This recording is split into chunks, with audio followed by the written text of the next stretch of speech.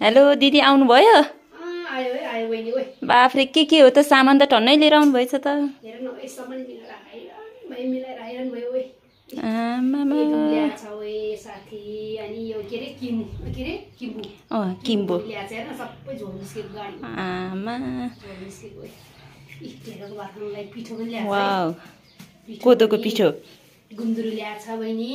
हजुर अनि बिहान एउटा ममले मलाई रोटी पोलेर ल्याएर हेर्न सबै हजुर यो पनि गुन्द्रुक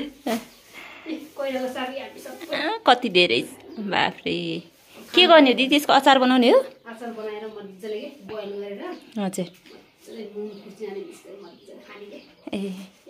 सुकुटी पनि ल्याछ ओइ